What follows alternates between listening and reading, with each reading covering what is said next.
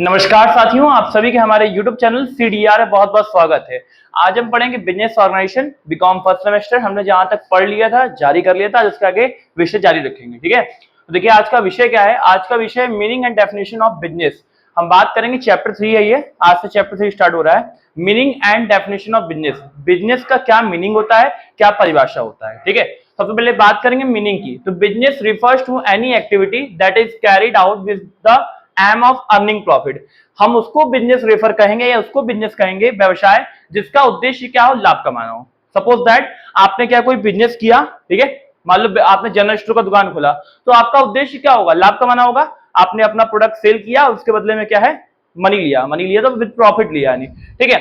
और क्या लिखा है, बाय प्रोड्यूसिंग, बाइंग, सेलिंग और exchanging goods and service to satisfy human needs and wants. बहुत एक्यूरेट डेफिनेशन है, बहुत एक्यूरेट मीनिंग है। क्या मतलब है, हमने क्या किया भाई, कोई भी वस्तु का या कोई भी प्रोडक्ट का उत्पादन किया, उसको खरीदा और फिर बेचा, या गुड्स एंड सर्विस को एक्सचेंज किया। मतलब आपने पैसा लिया, उसके बदले में गुड्स दे दिया, तो गुड्स एक्सचेंज हो गया। इसको क्या कहेंगे, बिजनेस कहेंगे। ठीक है, बेसिकली इसको हम बिजनेस कहेंगे। बिजनेस का मतलब यही होता है अपने प्रोडक्ट को सेल करना और सेल करके जो है प्रॉफिट अर्न करना। ठीक है, चलिए आगे चलें। अब आगे क्या है, डेफिनेशन ऑफ बिजनेस। हम बात करेंगे व्यवसाय की परिभाषा, वो मीनिंग था। ठीक है, 5 नंबर में आता है मीनिंग एंड डेफिनेशन एक्सप्लेन कीजिए बिजनेस की। तो अब बात करेंगे डेफिनेशन की। तो व्यवसाय की परिभाषा देखिए, इनका राइटर का नाम है बाय डिक्सी। क्या, बाय डिक्सी। बहुत यूनिक नेम है, याद रहेगा, बाकी लोग का तो और कठिन है। इनका राइटर का नाम जो बहुत इजी है। बाय डिक्सी ने कहा कि business is an activity carry down with the main M of earning profit. 2 line का है, याद कर लीजिए, सटीक जो है डेफिनेशन है। तो डिक्सी ने कहा है भाई, बिजनेस वो एक्टिविटी है, वो क्रिया है जिसमें क्या है, इंसान क्या करता है, अपना उद्देश्य सिर्फ लाभ कमाना रखता है, उसको हम बिजनेस कहेंगे। ठीक है, नाउ नेक्स्ट। अब क्या है, meaning and definition of organisation. हम बात करेंगे संगठन के अर्थ और संगठन की परिभाषा की। संगठन क्या होता है, अब जहां 4 लोग खड़े हो जाए उसको संगठन तो कहेंगे नहीं। अब आपके दोस्त हैं, 4 लोग खड़े हो जाए किसी को मारने के लिए, तो संगठन नहीं है। लेकिन अगर हम इनफॉर्मली देखें तो वो संगठन है, क्योंकि वो एक साथ है, उनका उद्देश्य क्या है, एक है। संगठन किसको कहते हैं, जहां 5 लोग, 6 लोग, एक ग्रुप ऑफ क्या है पीपल खड़े हो जाएं और किसी एक पर्टिकुलर टारगेट के लिए काम करें। सपोज दैट मैं पढ़ा रहा हूं, तो मेरे पीछे भी कहीं ना किसी का सपोर्ट होगा, वो हमसे जुड़ा होगा, तो वो भी क्या है, हमारे संगठन के लिए खड़ा है, यानी उसका उद्देश्य क्या है, मेरे समान है। ठीक है, तो जहां किसी एक पर्टिकुलर स्थान पे कई सारे लोग मिलकर आते हैं और किसी एक उद्देश्य के लिए काम करते हैं, तो वो संगठन है। जैसे आप लोग अगर पढ़ने आ रहे हो, किसी जगह कॉलेज जा रहे हो पढ़ने, एक जगह पे जा रहे हो, आपका उद्देश्य क्या होगा, पढ़ना होगा, और उसको भी क्या है, संगठन कहेंगे, भले वो कॉलेज ही क्यों ना हो। ठीक है, तो अब क्या है meaning, organisation is a structured group of people who come together intentionally with defined rules. Organisation क्या है, एक लोगों का समूह है जहां पर लोग क्या है, एक साथ आते हैं और हर एक व्यक्ति का अपना रोल होता है। जैसे कॉलेज जाते होंगे आप, कॉलेज में क्या होता है, प्रिंसिपल का रोल अलग होता है, टीचर का रोल अलग होता है, एचओडी का रोल अलग होता है, स्टाफ का रोल अलग होता है, अकाउंटेंट का रोल अलग, यानी सब आते हैं एक जगह पर, एक ही काम, उद्देश्य सबका एक है, लेकिन रोल जो होता है, जिम्मेदारी जो होता है, वो बटा होता है। ठीक है, now next, responsibilities and relationship to achieve one or more common objective. It involves coordinating efforts, dividing tasks and creating systems so that the group can work in ordered way towards its goals.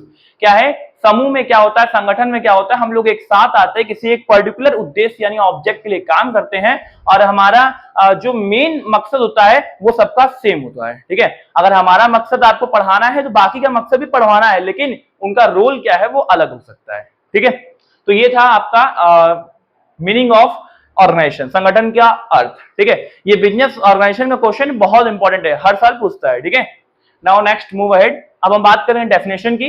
Definition देखिए, इनका नाम है Chester Barnard. Chester Barnard, इन्होंने कहा है organisation is a system of consciously coordinated activities of 2 और more person. Organisation क्या है, एक सिस्टम है जिसमें क्या है, एक या दो या दो से अधिक लोग कोऑर्डिनेट करने के लिए एक साथ आते हैं, उसको हम संगठन कहेंगे। ठीक है, जहां 2 और मोर पर्सन हो। ठीक है, नाउ नेक्स्ट।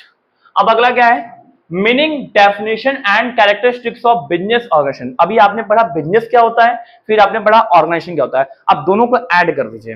यानी बिजनेस को और ऑर्गेनाइजेशन को दोनों को ऐड कर देंगे तो दोनों एक जगह पे आ जाएंगे। बिजनेस क्या होता है, एक सिंगल पर्सन क्या करता है, लाभ कमाने के लिए काम करता है, और ऑर्गेनाइजेशन क्या होता है कि एक समूह क्या करता है, किसी एक पर्टिकुलर टास्क के लिए काम करता है। अब दोनों को ऐड कर दीजिए तो क्या हो जाएगा, बिजनेस ऑर्गेनाइजेशन। क्या हो जाएगा, बिजनेस ऑर्गेनाइजेशन, हिंदी में व्यावसायिक संगठन।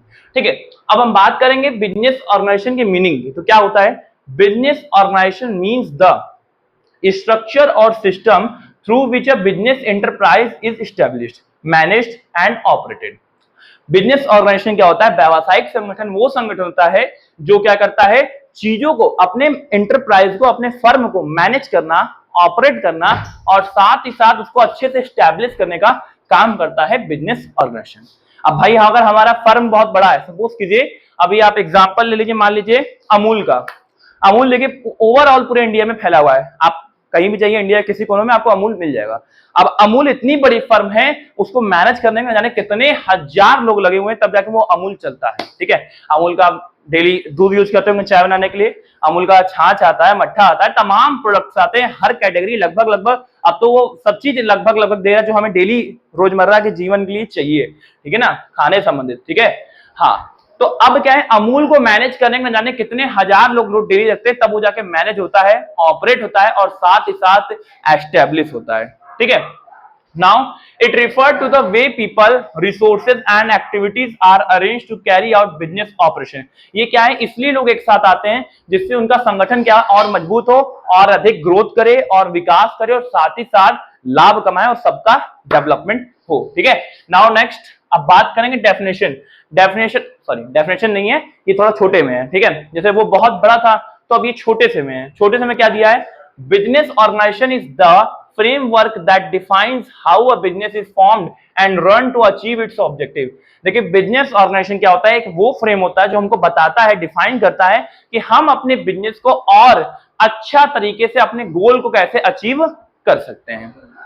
चलिए अब बात करेंगे डेफिनेशन ऑफ बिजनेस ऑर्गेनाइजेशन। देखिए डेफिनेशन मैंने इनका नाम इसलिए लिया है क्योंकि अगर एक ही राइटर रहेंगे तो आपको याद करने में दिक्कत नहीं होगा। अब देखिए इनका पूरा नाम है बाय एल आर डिक्सी। ठीक है, बाय एल आर डिक्सी। इन्होंने कहा है business organisation is an arrangement to conduct business activities efficiently. जो बिजनेस ऑर्गेनाइजेशन होता है वो बताता है कि हम कैसे चीजों को अरेंज कर कैसे चीजों को मैनेज करके, अरेंज करके, व्यवस्थित करके हम उसको क्या कर सकते हैं, इन्वॉल्व कर सकते हैं, उसको हम संचालित कर सकते हैं। ठीक है, नाउ नेक्स्ट अब आते हैं characteristics of a business organisation. यहां ऑर्गेनाइजेशन मिस हो गया तो आप लोग इसको बिजनेस ऑर्गेनाइजेशन ध्यान रखिएगा। पहला तो ये कैरेक्टरिस्टिक्स होगा पर्पसफुल एक्टिविटी।